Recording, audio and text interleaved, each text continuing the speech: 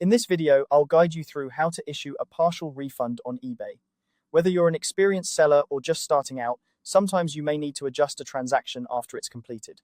Issuing a partial refund can help address any discrepancies or keep a customer satisfied with their purchase. Let's dive into the steps to make this process as smooth as possible. First things first, open your web browser and head over to eBay's main site by typing in ebay.com. It's important to ensure that you're logged into your account so you have access to all the seller functions.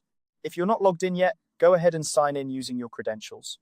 Once you're on the eBay homepage, you'll want to navigate to the Sell button, which is conveniently located at the top right corner of the page. This button is your gateway to all the features you need to manage your sales effectively. Click on it, and you'll be directed to your Seller Hub, where you can see all your selling activities in one place. Now that you're in the Seller Hub, your next move is to locate the Orders drop-down menu. This is a crucial step because it allows you to filter through all the transactions you've made. Click on the Orders menu and you'll see a list of options that help you manage and review your sales orders. From the Orders drop-down, look for the option that says Paid and Shipped.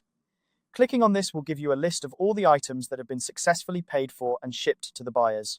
This is where you can find the specific order for which you want to issue a partial refund. Once you've found the order you need, click on it to open the transaction details. This is where you'll have the opportunity to issue a partial refund.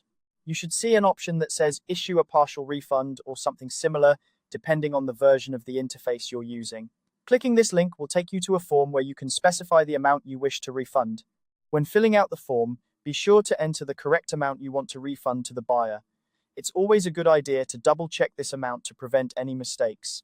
This step is crucial because it finalizes the refund process. After entering the amount, you may have an option to provide a reason for the partial refund. While this step may be optional, it's generally a good practice to include a brief explanation. This can help maintain transparency and foster good communication with your buyer, which is key to maintaining positive feedback and a good seller reputation. Once everything looks good, go ahead and confirm the partial refund.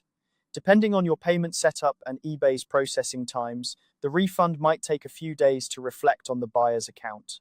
Be sure to communicate this to the buyer to set the right expectations. And there you have it, a straightforward way to issue a partial refund on eBay.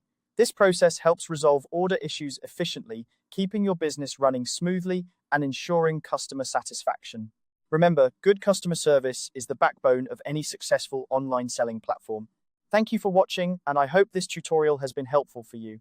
If you have any more questions or need further assistance with your eBay selling activities, feel free to explore more of our tutorials. Happy selling!